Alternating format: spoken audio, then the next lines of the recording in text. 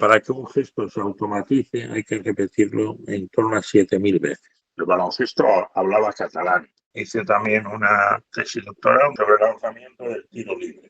Yo sacaba, mediante un permiso penitenciario de 24 o 48 horas, yo sacaba los sábados a los miembros del equipo, entre comillas, bajo mi custodia.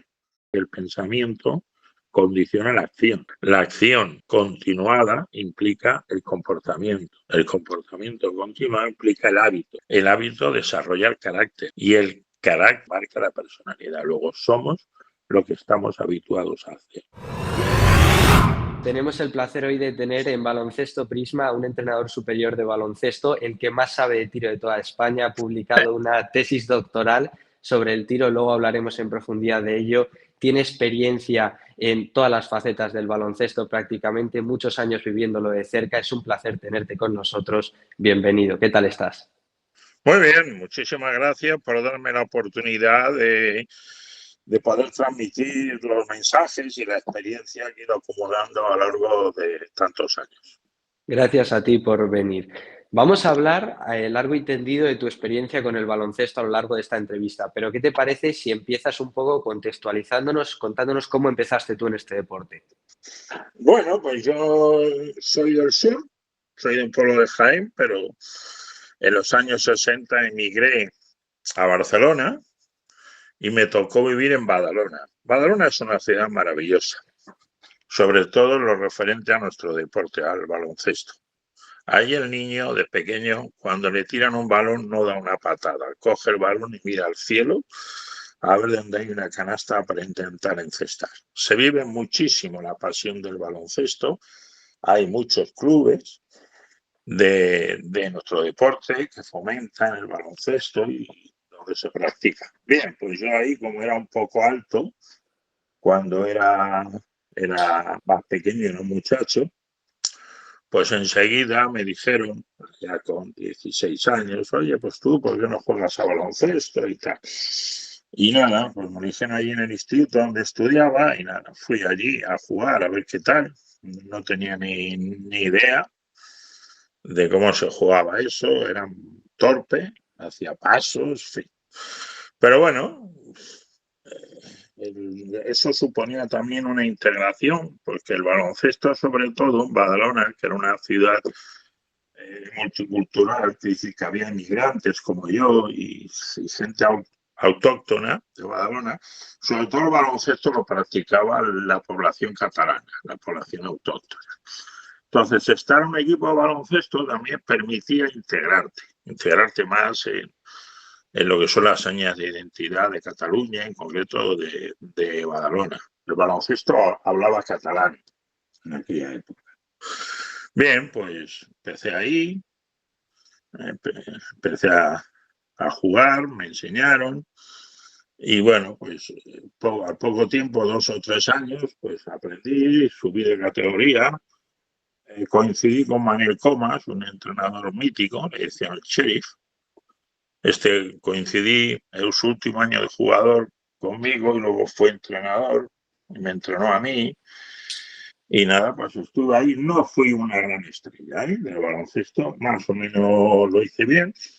En aquella época ascendimos a lo que hoy en día sería la Leporo y era un jugador, digamos, vamos a decir, normal, ¿no? Jugaba de 3-4, aunque me gustaba salir por fuera. No obstante, mi tiro era muy malo, Fabio, muy malo. Yo era muy mal tirador. Pero, bueno, tenía otras cualidades, era muy peleón, un buen defensor, penetraba bien, sobre todo por el lado derecho a la canasta. Y nada, pues ahí seguí jugando. Luego, posteriormente, la vida me llevó bueno, jugué también ahí en Granollers y la vida luego me llevó a Madrid. Me llevó a Madrid por motivos de trabajo. En el año 82 me trasladé a Madrid. Allí jugué también un par o tres de años en lo que hoy en día sería la Liga, la EVA, la tercera división, FED. Y luego, pues enseguida me picó el gusanillo de entrenar. Me hice entrenador. O sea, quiero decir, empecé, primero se empieza entrenando equipos y luego te planteas que necesitas sacar un título y tal, ¿no? Pues nada, me hice entrenador, entrené a varios equipos y fundé clubes. En Badalona fundé un club, se llamaba El Rebote, CB Rebote Badalona. En Madrid fundé el Club Baloncesto Pozuelo, que llegó a jugar en Leboro, y que es un club que todavía existe.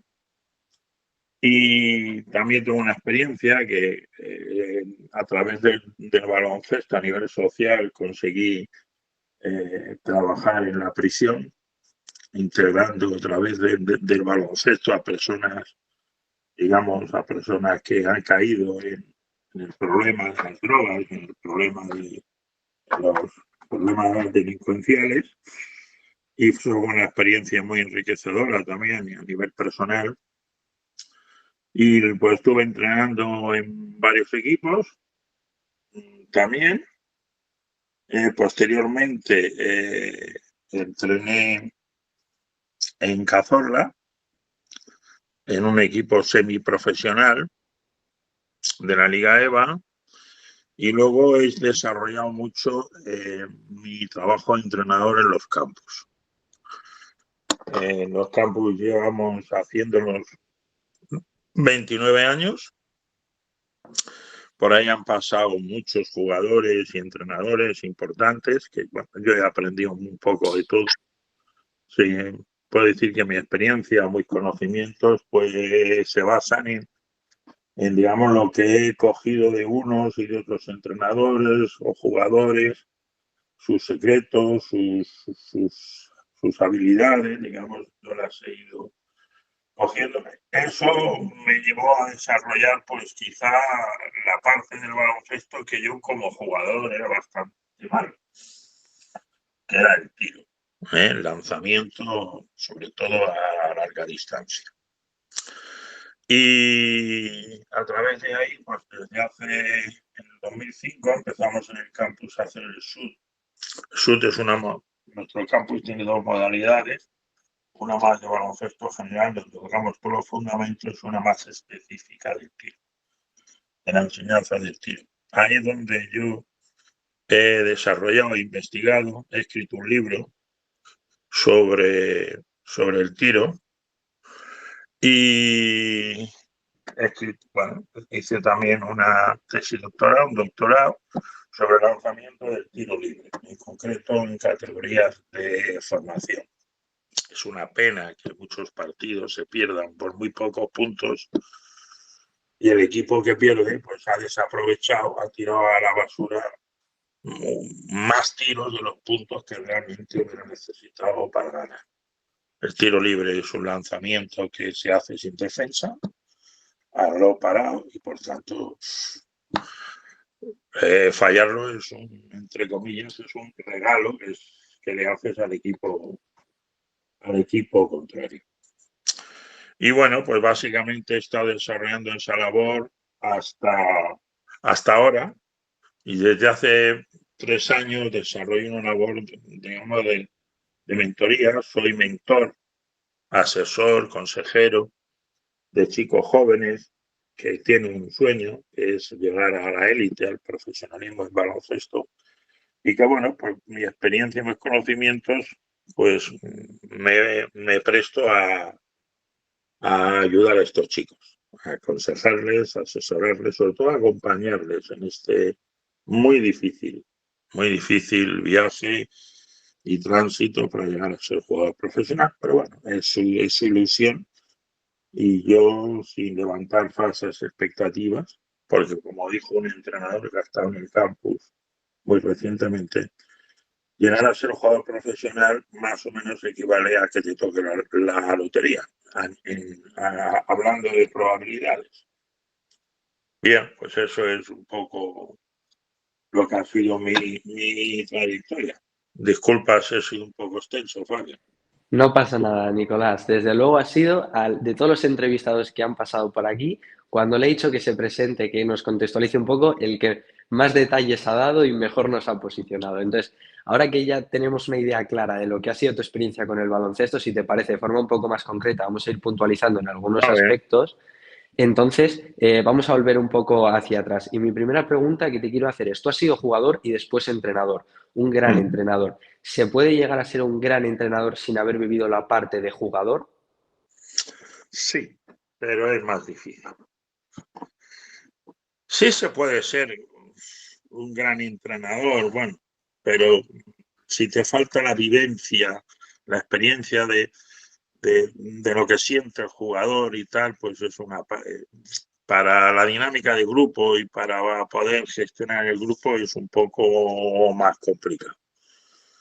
Tú, Pero sí, ha habido casos que sí, que sin ser grandes jugadores, bueno, han sido jugadores también, sí. Es difícil encontrar a alguien que no haya jugado nunca y haya sido un gran entrenador, ¿no?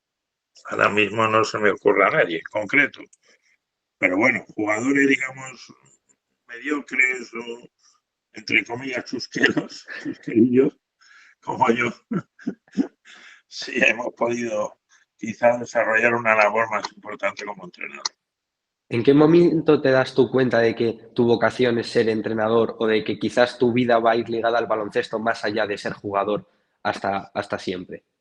Bueno, pues sobre todo en los últimos años, cuando ya te fallan las piernas, cuando ves que ya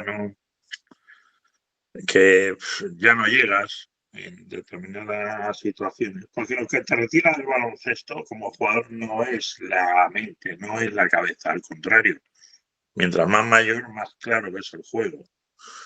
Lo que te retira del baloncesto, de la práctica del baloncesto, son las piernas. Las piernas te, te fallan.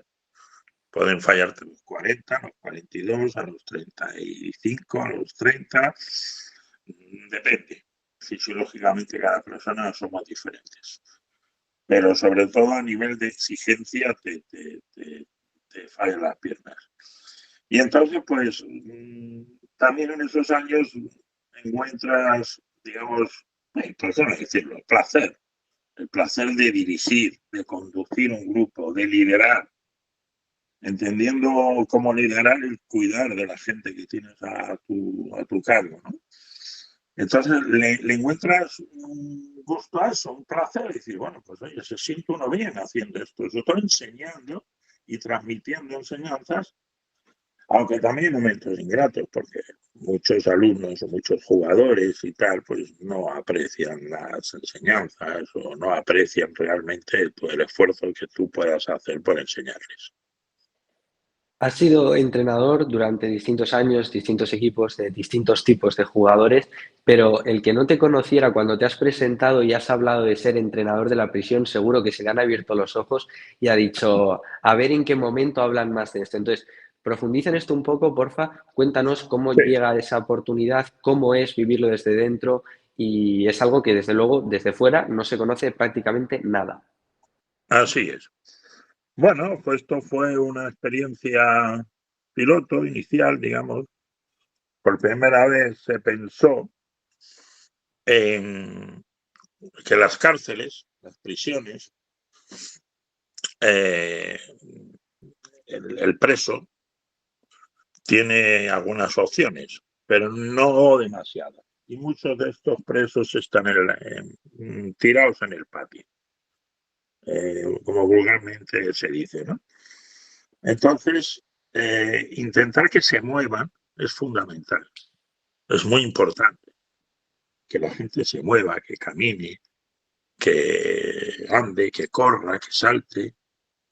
Entonces el deporte es un deporte igual que el voleibol, un deporte muy, muy adecuado para este tipo de personas que han acabado en la cárcel porque han sido, digamos, delincuentes, sin prejuzgar. Aquí no podemos ser jueces, pero tienen en común que han transgredido las normas en general. Posible que haya algún inocente o más de uno ahí dentro, pero en general han transgredido una serie de normas que tiene la sociedad. Y la sociedad, digamos, que los ha apartado temporalmente para reeducarlos.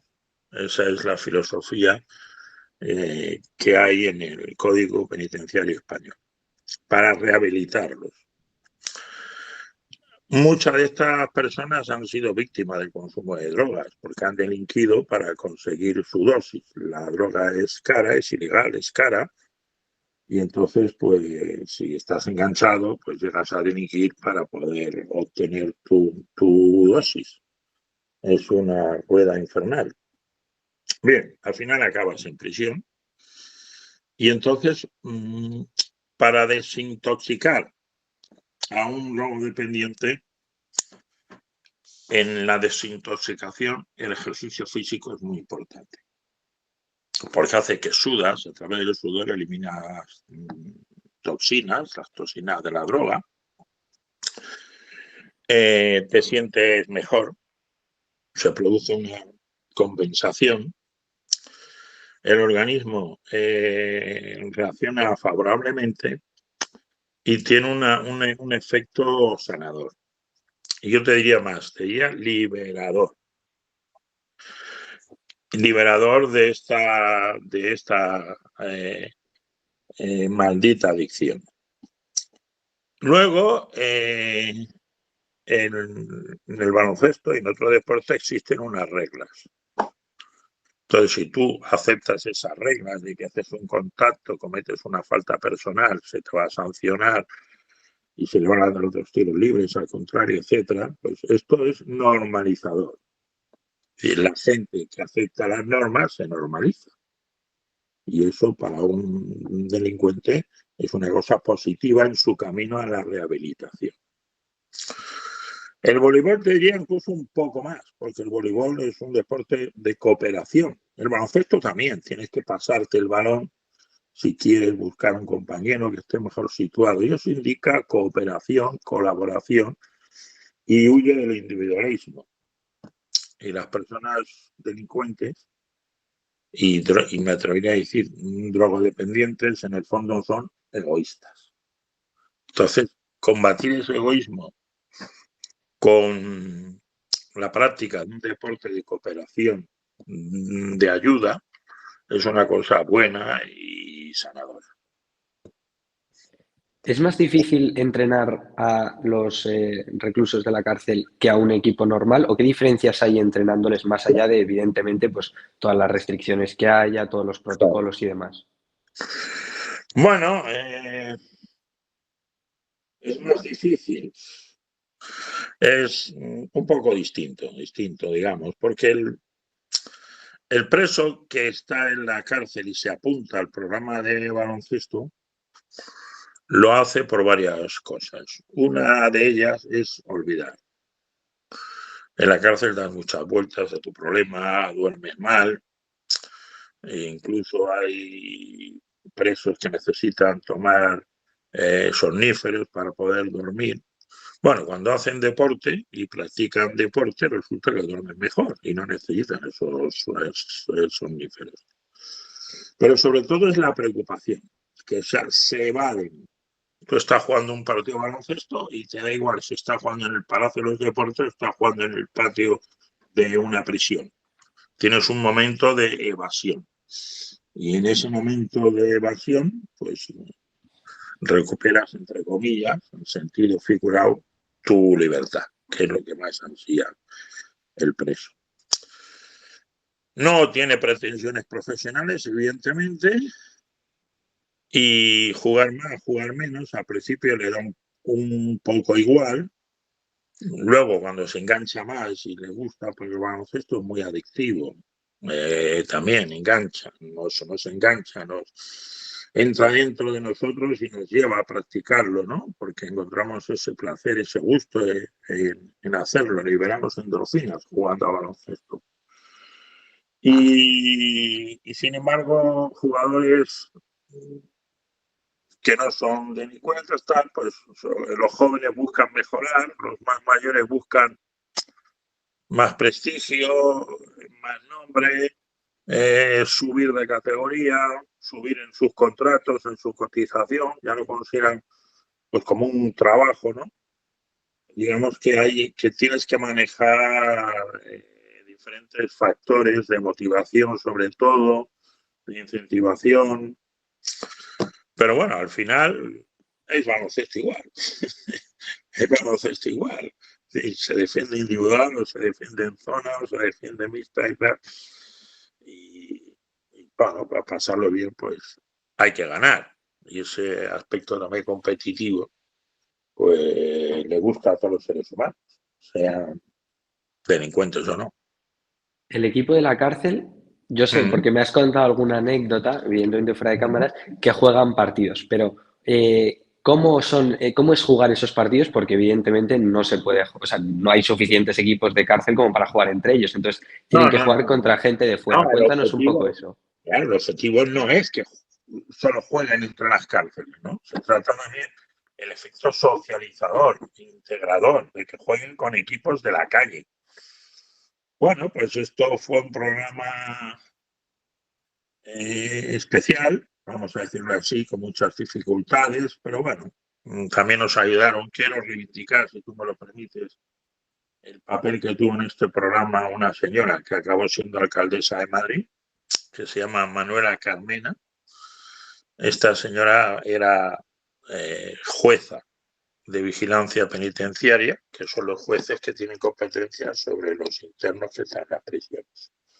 Pues esta mujer a mí personalmente me ayudó mucho en este programa y nosotros tenemos el estímulo de que aquellos chicos, aquellos internos de la cárcel que vinieran a entrenar de manera regular, pues se les daba un permiso penitenciario. Entonces, cuando jugábamos fuera, en la calle, en los partidos como visitantes, yo sacaba, mediante un permiso penitenciario terapéutico de 24 o 48 horas, yo sacaba los sábados a los miembros del equipo que salían a la calle, entre comillas, bajo mi custodia, y entonces, pues, bueno, íbamos a jugar el partido que jugábamos como visitantes. Los partidos de casa teníamos menos limitación, pues lo podían jugar todos los internos que yo seleccionara, independientemente si teníamos un permiso o no, porque se jugaba dentro de la prisión. En la galería cultural era una pista descubierta y entonces los equipos de fuera venían. Tengo que decir que todos los equipos no pusieron ningún problema. Bueno, algunos venían con algunas reticencias, digamos, con algunas cautelas, temores, ¿qué pasará? A ver si me van aquí a coaccionar o no sé qué. Bueno, es una cosa de mito, pero bueno, rápidamente eso se desvanecía al comprobar que eran personas absolutamente normales y que estaban luchando por su libertad haciendo deporte. Tú en lo extradeportivo estudiaste Derecho. Más allá de en la cárcel, que entiendo que algo te ayudaría también a esto, ¿cómo lo has traspasado al mundo del baloncesto? ¿Cómo estos estudios te han permitido mejorar o te han ayudado en lo deportivo?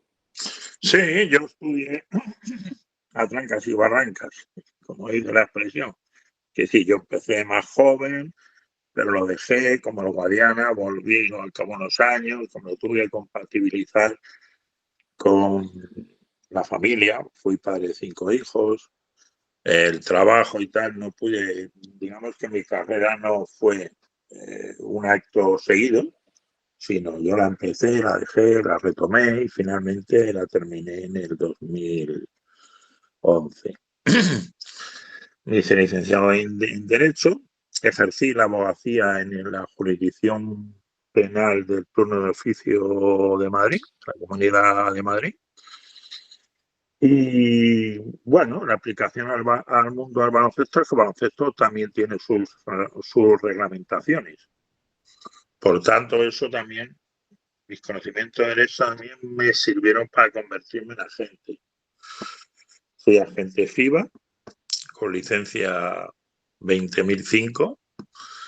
Y bueno, pues el conocer el derecho pues te permite tener un conocimiento de las obligaciones que tienen los clubes hacia los jugadores y los jugadores respecto de los clubes y bueno, los típicos conflictos de desvinculación, de bajas, de cláusulas de indemnización, etcétera, ¿no? Con las limitaciones que son. En ese sentido, sí me fue de de utilidad tener los conocimientos de derecho, pero quiero decir que tampoco es una cosa absolutamente imprescindible, ¿no?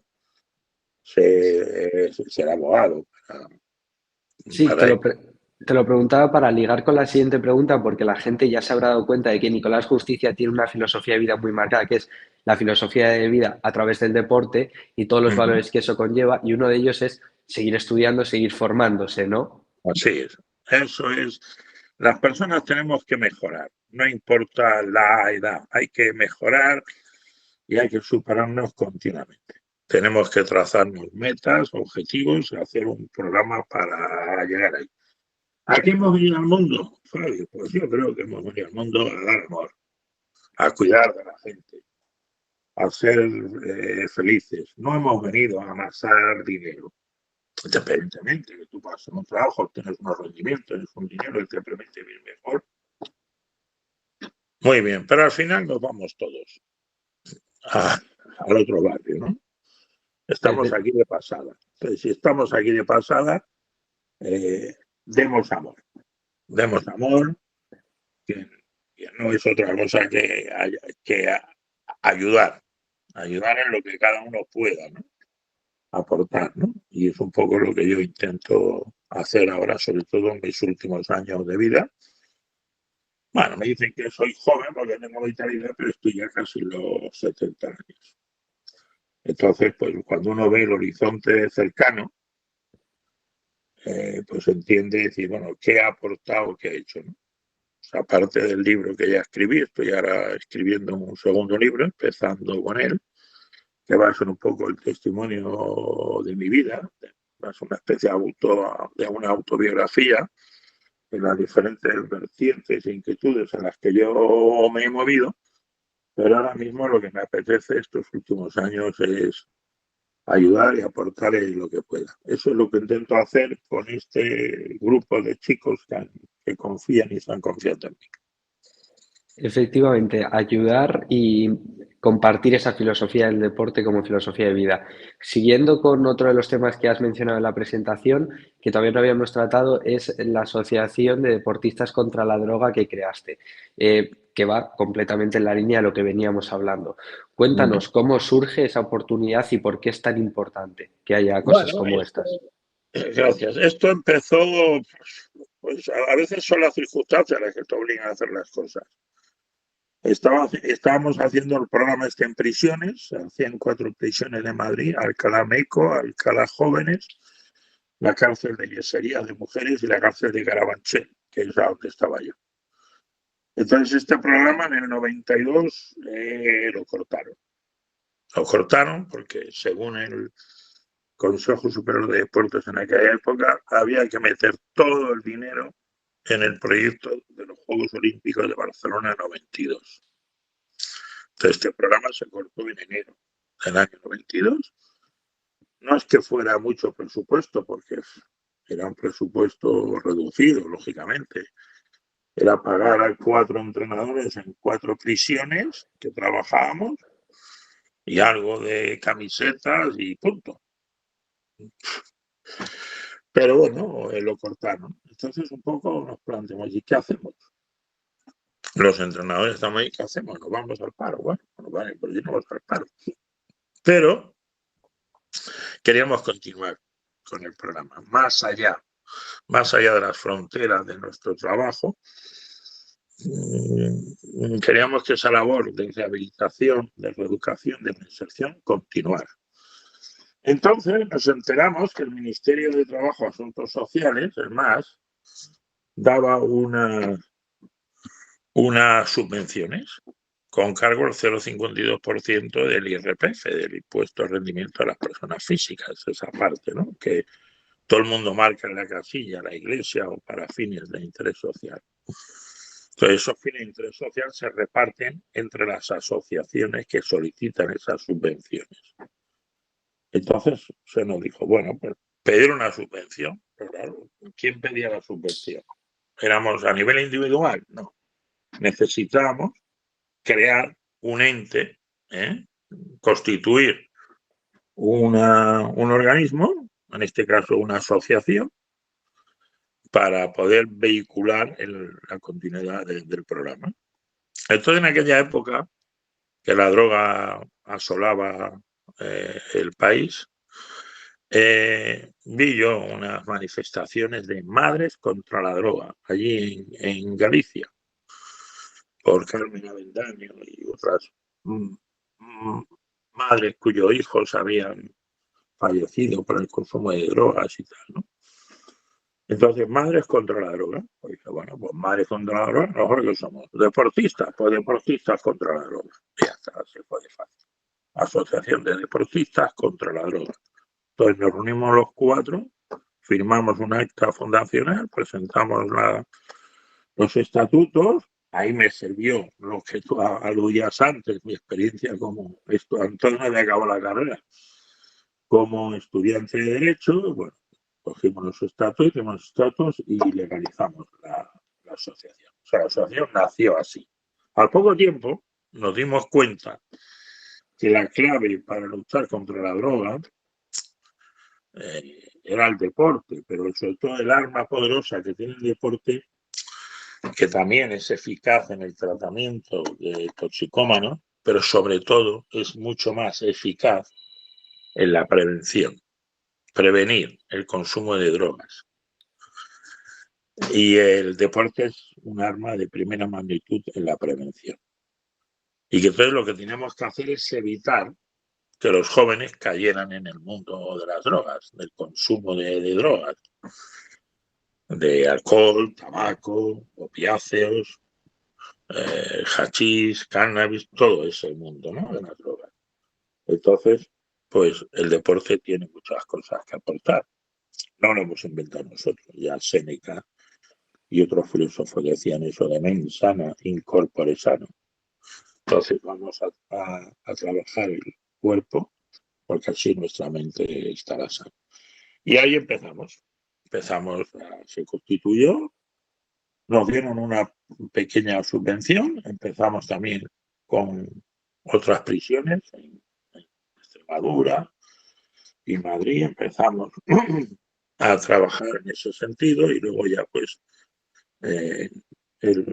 nuestra actividad desbordó el marco de las prisiones. No solamente nos limitamos a eso, sino hicimos otra serie de actividades en colegios, programas de prevención. Íbamos a los colegios, hacíamos una especie de fiesta deportiva con un mensaje contra las drogas. Los chicos tenían que escribir, inventarse un eslogan.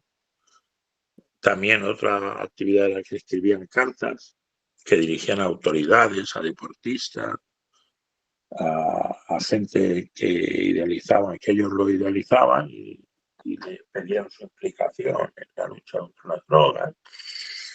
Y luego sacamos un programa para barrios desfavorecidos, barrios donde la droga asola esos barrios.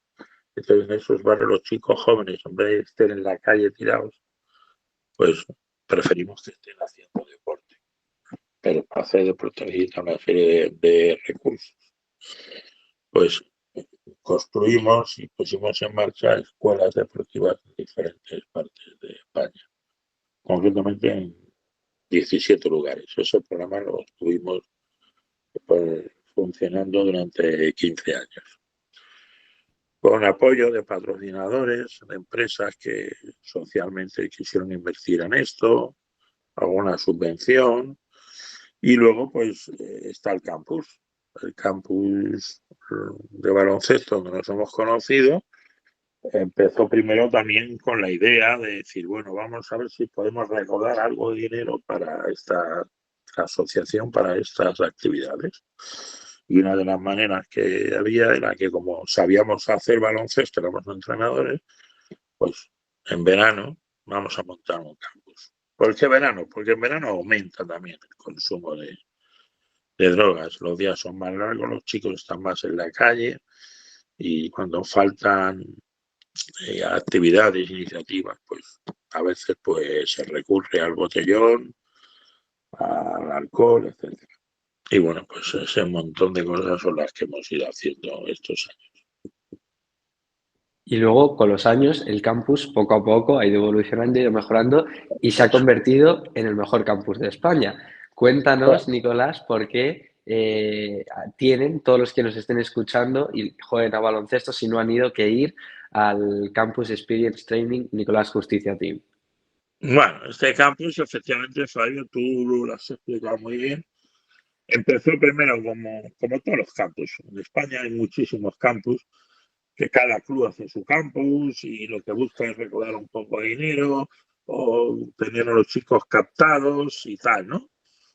Pero realmente nos dimos cuenta que campus buenos, desde el punto de vista técnico, donde el aprendizaje sea en mayúsculas y poner el acento en el aprendizaje, era realmente lo que teníamos que hacer, porque de esos campus hay muy pocos, muy poquitos. Campus en general, pues, qué sé, puede haber 200 o 300 en España, no lo sé bien, pero hay muchísimos. En cada provincia hay 8, 10, 12, 15 campus, muchos campus hay. Cada club prácticamente tiene su campus. Pero si lo que buscas es un campus de calidad, donde el chico aprenda de verdad, pues ahí hay pocos. Muy pocos. Diría que se pueden contar con los dedos de una mano. Y entonces en esa idea que he dicho antes de que tenemos que superarnos, no tenemos que preguntar si lo hicimos bien ayer, tenemos que preguntar cómo lo vamos a hacer mejor el día de mañana, cómo nos vamos a superar el día de mañana.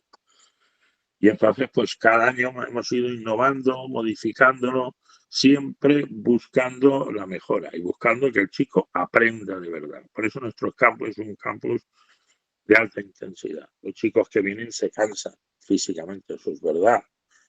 Pero entrenar cansado también es una parte del talento. Acostumbrarte a estar siempre a tope, siempre rindiendo, esto es una parte del talento. Esto sale de forjarla el carácter, la personalidad. Si me permite, voy a decir esta frase, que no es mía, lógicamente, de Aristóteles, del año 384, que nos dice que el pensamiento condiciona la acción.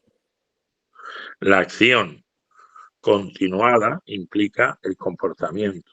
El comportamiento continuado implica el hábito. El hábito desarrolla el carácter. Y el carácter marca la personalidad. Condiciona y marca la personalidad. Luego somos lo que estamos habituados a hacer. Y ese hábito hay que crearlo. Y por tanto, eso es un poco lo que intentamos hacer en el campus. Desarrollar un hábito de trabajo.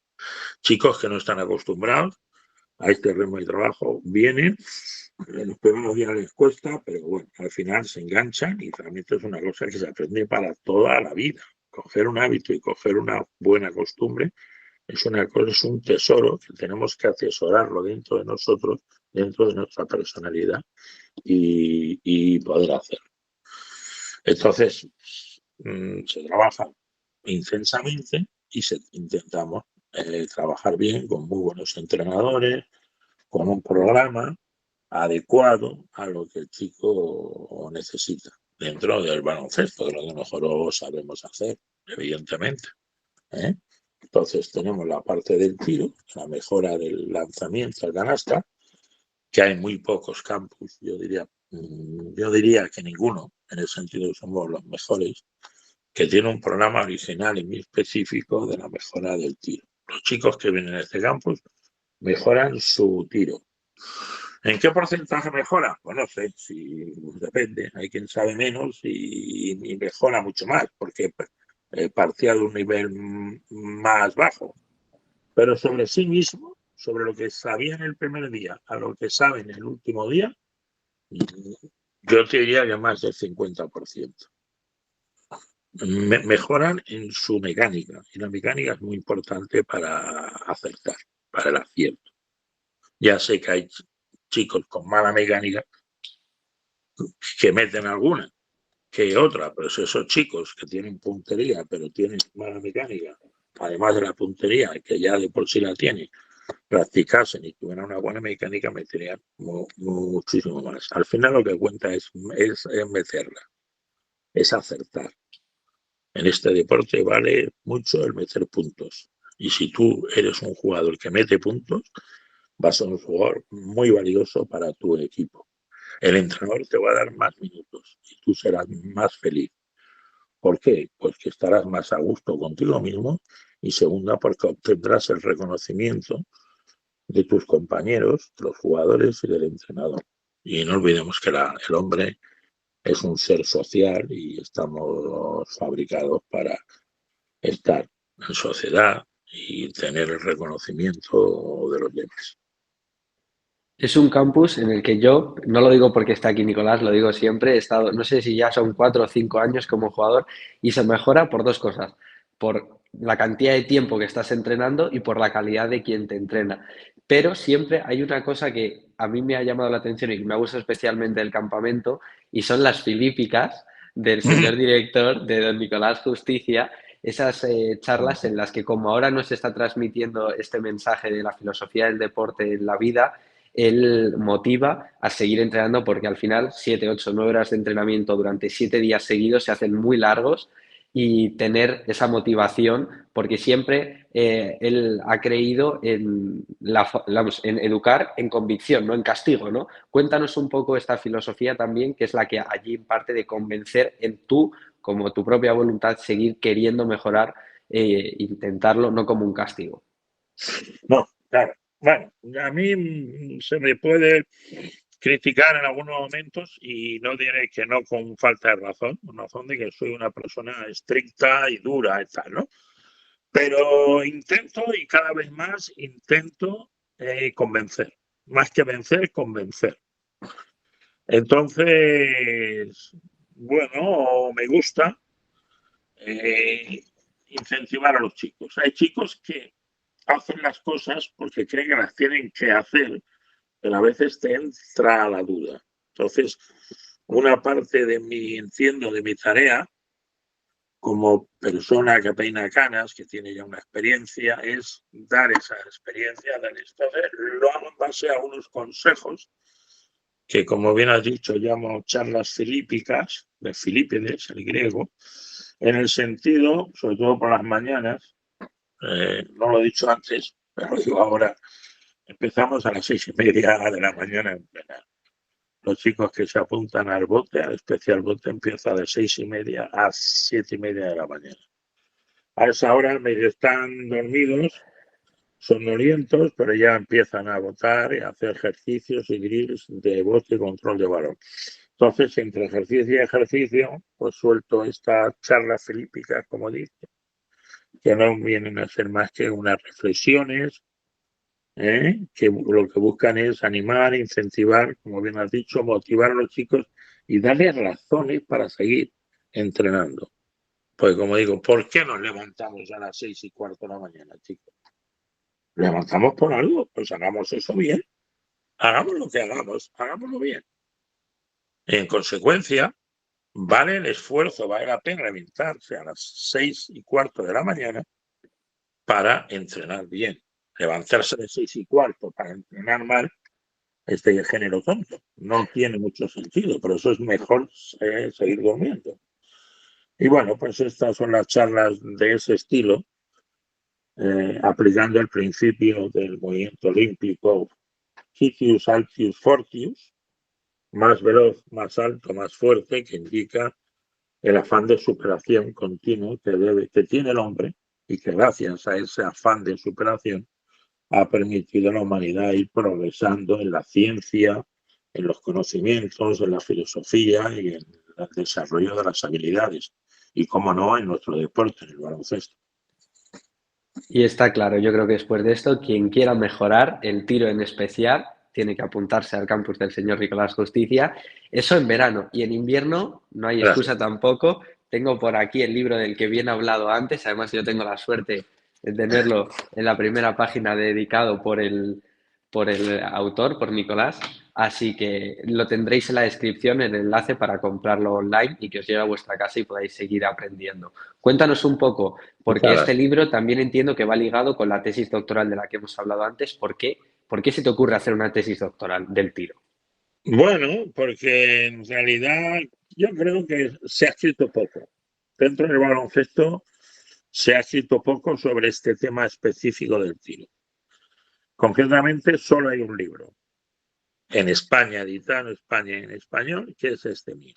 Hay libros de David Hopla, el entrenador de ejercicios de la NBA, y Hal Whistle, otro entrenador ex-NBA, y también sobre el tiro. Por lo general hay pocos monográficos solo sobre el tiro. Entonces, pues lo que hablábamos antes de compartir los conocimientos. Entonces se me ocurrió que debía de compartir esos conocimientos y a partir de 2012 pues escribí este libro. Bueno, creo que había que profundizar en el desarrollo del tiro libre y sobre eso ya en concreto el tiro libre fue cuando desarrollé mi tesis. Tiro libre, que vuelvo a repetir, es un mal gasto. Tiro libre fallado es un mal gasto de energía y de posibilidades. Porque si no hay defensa y el reloj está parado, hay que meter. Y jugadores que no tengan 90% de acierto en tiro libre tienen que trabajar y tienen que mejorarlo. Y se puede mejorar y se trabaja. Por tanto, si se trabaja duro y se trabaja de continuo, se mejorará. Y intento hacer eso. Muchas gracias por la promoción que hace de mi libro. Él cuando estudió, cuando hizo la tesis doctoral, te diste cuenta de que había una serie de cosas que había que llevar a cabo, una serie de detalles que marcan la diferencia para mejorar la mecánica y que son lo que en el libro explicas y luego en el campamento se crea el hábito tras la repetición de la que hablábamos antes. Pero ahora que hablabas tú de convencer, intenta, aunque sea 30 segundos, explicar a la gente, convencer de por qué realmente merece esfuerzo y cansancio, porque es cansadísimo cambiar la mecánica y seguir estos consejos para realmente en un futuro, aunque no sea tan cercano como podamos desear, notar la mejora. Hay que persistir, eso es evidente. Los principios del entrenamiento son varios, pero uno de ellos es la repetición. Nuestro cerebro es una cámara de vídeo que graba todos los gestos que nosotros podamos hacer. No diferencia si están bien o están mal, no discrimina. Y por tanto nosotros tenemos que convencer a nuestro cerebro. Nosotros no somos nuestra mente y nuestro cerebro. Somos el ente que habita nuestro cuerpo y que debe utilizar nuestro cerebro y nuestra mente como un instrumento. Entonces, ¿cómo hay que utilizar el cerebro? Pues hay que utilizarlo para que grabe todos los gestos y eso indica una repetición. Los neurólogos investigadores que han estudiado eso dicen que para que un gesto se automatice hay que repetirlo en torno a 7.000 veces. No sé si exactamente eso vale para todo el mundo. Yo creo que no. Hay personas que quizás tengan más capacidad y a lo mejor con 4 o 5.000 veces ya tienen automatizado el movimiento. Entonces se trata de automatizar y para automatizar no hay más opción que repetir. Ojo, repetir correctamente el gesto.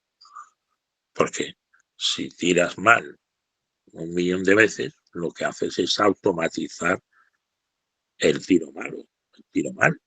Entonces, tienes que venir al campus donde te vamos a enseñar a través de una evaluación cuáles son los defectos que puedas cometer para tirar bien. Una vez se establece los parámetros, las pautas para tirar bien, tienes que repetirlo muchísimas veces para automatizarlo. Y eso implica tirar y eso al final es cansado. Claro, el brazo se te cansa de lanzar y lanzar y lanzar. Pero el objetivo es automatizarlo. Eso es el objetivo del campo. Automatizar el tiro correcto, que salga automático. Y a partir de ahí luego, también con toda la práctica, pues resulta que empiezas a meter más, evidentemente. el resultado es positivo. Aunque, como tú dices, hay que esperar un tiempo y hay que perseverar. La vida no es fácil y cambiar el tiro tampoco.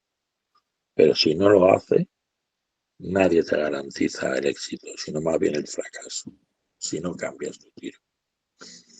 Cuando digo que Nicolás es el entrenador que más sabe de tiro en España es porque creo que el saber se alcanza con el estudiar y no conozco a nadie que haya estudiado tanto el tiro como él. Por eso lo digo con tanta seguridad. Entonces, un experto del tiro como tú, ¿qué opina acerca de la evolución que ha habido en los últimos años del baloncesto hacia el tiro? Porque todo el mundo habla de ello, todo el mundo habla de que con los años cada vez hay más triples, cada vez hay más tiro. Pero alguien que ha visto esa evolución de primera mano y con esos conocimientos, ¿qué opina realmente? Bueno, bien, pues hay que adaptarse a lo que hay. Gusta los tiros de tres, gusta los mates. Los mates no los puede hacer todo el mundo. Cuidado, es una cinta muy espectacular y vistosa y gusta. Pero para hacer un mate tienes que tener buenas piernas, una potencia de salto. Y si no la tienes, la tienes que trabajar. Si eres más bajo de estatura, te va a costar más. Por tanto, se requiere unas condiciones que hacen de barrera eso. Pero el tiro no. El tiro ya puedes no tener puntería, que si practicas, desarrollas la puntería. Puedes tener una mala mecánica, pero la puedes cambiar y puedes entrenarla. Entonces, yo recomiendo mucho el tiro, ¿no? Ahora, el tiro ahora es más importante, pues claro, en una jugada tú metes de tres, el otro te mete un mate, pero tú ganas, porque el triple vale 3 puntos y el mate vale 2. Y eso ha cambiado el baloncesto, lo ha revolucionado en parte, ¿no? Ha provocado que se tire mucho de fuera y si se mete, las defensas se abren. Al abrirse, crean huecos, crean espacios dentro. Hemos estado dando spacing con Cuspinera ahí en el campus. Entonces, meterla de fuera es importante porque abre, porque facilita el juego uno contra uno, ¿no? Entonces, me parece bien.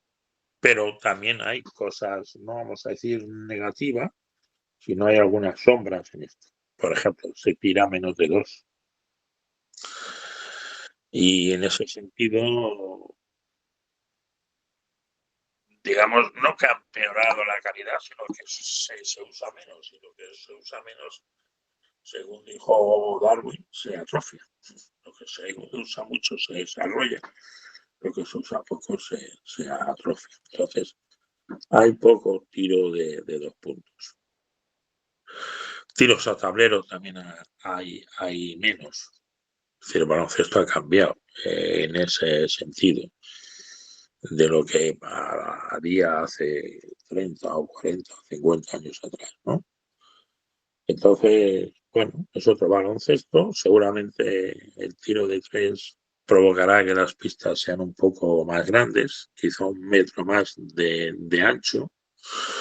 Quizá la línea de tres, con el tiempo, habrá que alejarla un poco más, incluso llegar casi a los 7 metros. Pero pues claro, es que hay jugadores que tiran de 8 metros o de 7 metros y medio. Y no solo Curry, sino a algunos más. Entonces eso cada vez tiene más valor. Pero bueno, hay opiniones a todos los gustos. Yo tampoco quiero sentar aquí cátedra absoluta de lo que... Yo creo que tenemos que adaptarnos a lo que hay y que hay que mejorar el tiro en todos los sitios. Quien tenga más rango de tiro, más posibilidades tiene, claro. Si tiene más porcentaje de acierto de 7 metros y medio, pues mejor. Porque te puedes alejar un poco más, ¿no? Mejor y puede facilitar el juego de tus compañeros, sobre todo de los jugadores interiores. En fin, es un tema quizá muy largo de debatir y seguramente con diferentes prismas, como el nombre de tu foro. Efectivamente. Me gusta eso que has dicho del rango de tiro. El rango de tiro es algo que yo creo que la gente normalmente no entiende o no entiende bien. Rango de tiro, mucha gente lo entiende como la capacidad de meter desde más lejos, pero realmente el rango de tiro debe ser capaz de tirar con buena mecánica, con la misma que tiras debajo del aro y ser capaz de meter. Por ejemplo, yo soy consciente de que mi rango de tiro, con suerte, si llega al triple, ya es bastante, porque no soy capaz de mantener la misma mecánica a 1 metro del aro que si me voy al triple. Entonces, muchas veces la gente se va hacia atrás, entrena la mecánica mucho, luego se va hacia atrás a tirar y pierde toda la mecánica porque la fuerza no da, ¿no? Claro, bueno, implica que tienes que estar muy bien preparado también, ¿eh? Físicamente y con mucha práctica. Estoy de acuerdo contigo en lo que dices del rango. No hay que medirlo por los metros, sino por la eficacia que se tiene desde esa distancia. Y también, ahora que hablábamos de que cada vez la gente se va más hacia atrás, tú has hablado de que se pierde el tiro de dos y el tiro a tabla. Tú que has estudiado el tiro, muchas veces los equipos se incitan incluso a tirar de tres porque piensan o han visto que tiene mayor eficacia, pero muchas veces ir contracorriente, ¿tú le ves sentido o ya no tiene sentido el destacar por hacer lo contrario a las masas, en este caso tirar de media distancia a tabla? Bueno, es que el tiro a tabla tiene también su intríngulis, su secreto, ¿no? Hay que practicarlo mucho y practicar el sitio ideal del tablero a donde vas a colocar el balón. En respecto a ir contra corriente, bueno, pues claro, si la gente tira de más lejos, pues va a haber más rebotes, eso es evidente. Va a haber más rebotes porque va a haber más fallos. Si juegas contra un equipo que te tira de 7 metros, pues va a haber más rebotes que si tirara de 6 o de 6,75, ¿no? Entonces, eso es un factor a tener en cuenta. Implica que tienes que entrenar mejor el cierre de rebote y vas a tener algunas posiciones más que te va a regalar el otro equipo. Tirar de 7,5 metros no tiene mucho sentido porque vale lo mismo 3 puntos que si tiras de 6,75. Y esos 75 centímetros más de 6,75 a 7,5 es un mundo. Es un mundo. Es como bajar el récord de 100 metros lisos de 9,84 a 9,60. Imposible a corto plazo. Y si se bajará unas décimas, centésimas, con muchísimo esfuerzo. Por eso, cada 10 centímetros que se separas, que te alejas del tiro, implica un trabajo extra muy, muy grande para poder tener esa eficacia en ese rango, estamos hablando. Alguien que ha estudiado tanto el tiro como tú, ¿qué consejo le da a los entrenadores que, porque es su obligación en formación, tienen que enseñar a tirar, pero que ya no es que no lo hagan del todo bien porque no quieran, es porque muchas veces ni siquiera saben? ¿Qué consejo les das tú? Pues el consejo que le di yo es que, bueno, había varios, ¿no? Si es para su formación, que se formen, evidentemente. Que lean, que lean todo lo que pase por sus manos sobre el tiro, que se fijen, que vean en los partidos, sí, ¿por qué no? Los de la Liga CB, cualquiera, vea cómo tiran los tiradores, cómo hacen esa mecánica. En tercer lugar, hoy en día en redes sociales, YouTube, hay muchos ejercicios de entrenamiento sobre mejora del tiro. También lo pueden ver, lo pueden hacer.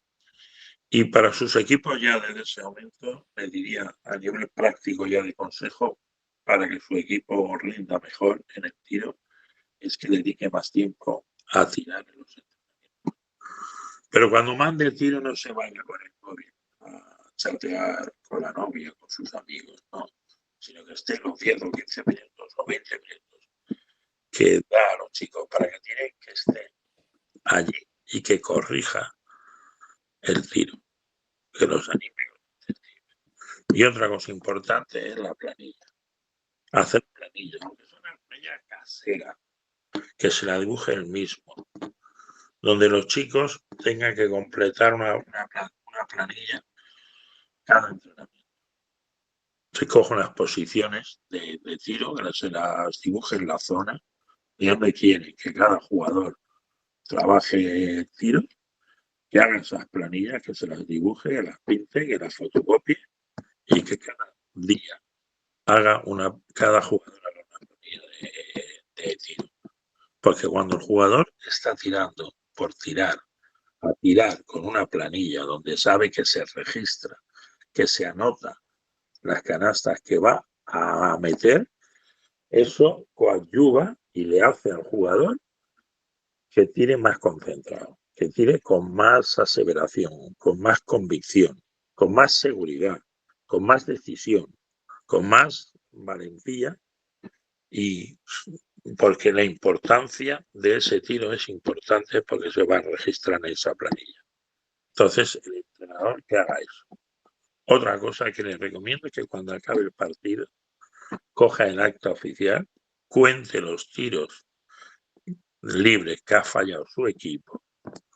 Eso viene en el acta del partido. Los tiros libres que ha fallado su equipo, y que si es los tiros libres que ha fallado su equipo es una cifra superior a la diferencia de puntos de la que ha perdido el partido, que lo comente con sus jugadores. Que el lunes, primer día de entrenamiento de la semana próxima, diga: ayer o el sábado pasado jugamos y tal, fallamos 9 tiros libres y perdimos de 5, chicos. O sea, que les enfoque la importancia que tienes. No como castigo, decir, pues ahora vais a tirar, no es como castigo, no, sino concienciarles de la importancia que tienes. Esos son los consejos básicos que yo le daría a cualquier entrenador. Y si ahora te cambio al otro lado y te pregunto qué consejo le darías a los jugadores cuando a lo mejor quieren mejorar y saben que su entrenador, el que tienen ya, no voy a pensar para otra temporada, sino el que tienen esa temporada ya, quizás no les ayuda tanto como ellos les gustaría que ayudase, que se tienen que buscar un poco ellos las habichuelas por su cuenta. ¿Qué consejo le das a esos chicos que están deseando de mejorar? Pues que se la busquen. No las explico muy bien. Que se busquen las habichuelas. Que esa faceta pertenece a la técnica individual de cada jugador. Ese jugador que está en un equipo, el año que viene quizás no esté ya en ese equipo, pero su técnica individual se la lleva. O sea, si se cambia de equipo, dejará la camiseta. O no, se le llevará, o depende del acuerdo que tenga con el club. Pero dejará su puesto en ese club, en ese equipo. Pero él se lleva consigo su técnica individual. Por tanto, la técnica individual es responsabilidad de cada jugador. Entonces, cuando un chico ya es consciente de eso, de que cuando ya tiene 12, 13, 14 años, ya debe ser consciente que la mejora de su técnica individual también es responsabilidad suya. O es que el entrenador no me ha enseñado. Bueno, pero tú has querido aprender. Porque últimamente los chicos tienen muchas redes sociales. Perfecto. Mejórate. Preocúpate de mejorar. Vete al parque de vez en cuando con un balón y practica. Y entrena. Y no se te olvide en el verano venir conmigo. Te espero en Logroño, donde vas a mejorar tu tiro. Y en invierno, para aprender del tiro, el libro, que tampoco se puede olvidar. Exactamente. Ahí la he dado. Vamos llegando ya al final de la entrevista. No sé si habría algo más que te gustaría tratar, pero bueno, mientras sí que me gustaría hacerte un par de preguntas rápidas que llamamos, que hacemos siempre a todos los entrevistados, para conocerles un poco más. Entonces son preguntas rápidas, muy sencillas, que se van respondiendo, ¿vale? Pues empezamos con la pregunta más común en el baloncesto. ¿Quién es el mejor de todos los tiempos? Sin duda, Michael Jordan. ¿Quién es el mejor tirador de todos los tiempos? Ha habido varios, pero últimamente Stephen Curry, sin lugar a dudas, es el que más mete y de más lejos. ¿Y quién es el mejor jugador para estudiar el tiro? Bueno, pues ahí habría varios, ¿no? Te diría Ray Allen, Michael Jordan, Stephen Curry y uno clásico ya fallecido, Sergei Belov. ¿Cuál es la mejor liga de baloncesto, o por lo menos la que a ti más te gusta? La mejor, la que más me gusta es la nuestra, la ACB. ¿Y por qué? Cuéntanos. Yo también soy más de baloncesto europeo que americano, pero ¿por qué? Bueno, la ACB y la Euroliga, bueno, porque la ACB es más competitiva, digamos, todos los partidos están más igualados. No me gusta que el jugador nacional tenga poco protagonismo, pero en fin, es así la vida y así hay que aceptarlo. Y no aburre. La NBA llega a un punto en el que aburre, ¿no? Pero bueno, a mí la que más me gusta, como te digo, es la CB. ¿Qué te parece ahora que todos estos jóvenes, y además tú que eres mentor de algunos, quieran irse para Estados Unidos a buscar oportunidades en el baloncesto profesional? Pues es lógico. Frente a eso poco podemos hacer cuando aquí en España los que dirigen los destinos no se han dado cuenta o no quieren darse cuenta o no pueden impedir esto, ¿no? Impedir que se vayan, pero es normal, porque ahí ya con la liberalización de las normas universitarias, la cantidad de dinero que nos ofrecen y también la formación y carreras y tal, pues es normal que chicos que despunten de manera importante se quieren ir. Y frente a eso no podremos hacer nada. Ni Liga U22, ni nada. Si no hacemos un cambio estructural y profundo. Eso Pero te iba, eso sí, te sí. iba a preguntar, la Liga U22, ¿qué te parece? Aunque todavía se tiene que ver cómo funciona realmente y poca información al respecto pública, veremos cómo luego se materializa, pero así, de primeras, ¿qué te parece? Como idea está bien. Claro, en la práctica, ¿qué es lo que va a pasar? Que muchos clubes se van a aprovechar de esto para hacer ingresos. El Consejo Superior de Deportes, según mis noticias, va a pagar 200.000 euros a cada club de ACB que esté en la Liga U22. Entonces, claro, muchos clubes no van a pagar nada a los chicos, o muy poco, y esos 200.000 euros, el sobrante, que va a ser mucho más de la mitad, se lo van a quedar para sufragar su economía de equipo ACB, y no es esa. El objetivo de los 200.000 euros del Consejo son que sea para eminentemente gastarlo en los equipos U22. Si eso se hiciera así, si el Consejo Superior de Deportes se implicara con mecanismos de control más estrictos para que ese dinero se gastase realmente en los equipos U22, pues lógicamente el resultado sería mucho mejor.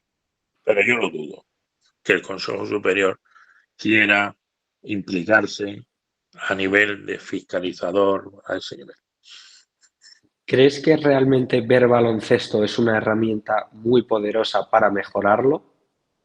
Sí, claro. Sí, sí. Estoy de acuerdo. Estoy de acuerdo. El que no ve baloncesto, no.